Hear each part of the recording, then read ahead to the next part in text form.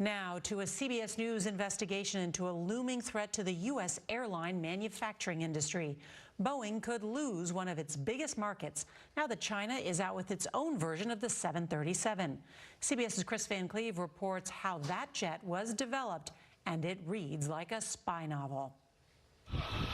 For the first time, China is rolling out a low-cost, large domestic airliner, positioning it to one day capture one of the world's biggest markets for jets, potentially costing the U.S. economy up to $1.5 trillion over the next 2 decades. But if the C919 looks a lot like its Boeing and Airbus competitors, that's by design, according to former Deputy National Security Advisor Matt Pottinger. China has a lot of different ways of relieving people of their intellectual property. 60% of the plane's components are the results of deals with America's top aerospace companies.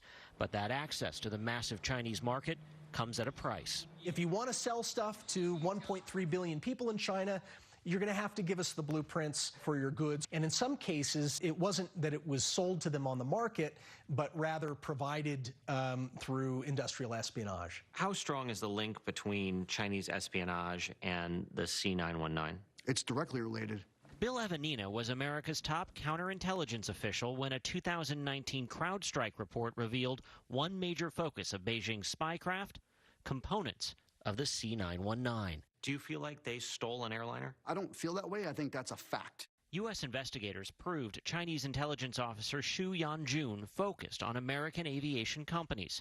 One main target, a GE engineer specializing in jet engine design. First process is what they do all the time: invite him over to China to give a speech. Xu's outreach caught the attention of the FBI.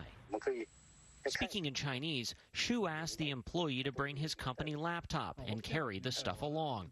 Xu then traveled to Belgium, where the FBI was waiting.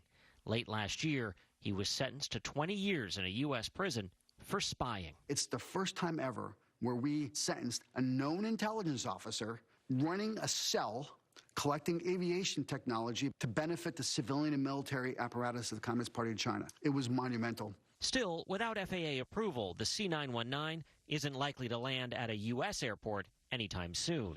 Kris Van Cleave, CBS News, New York.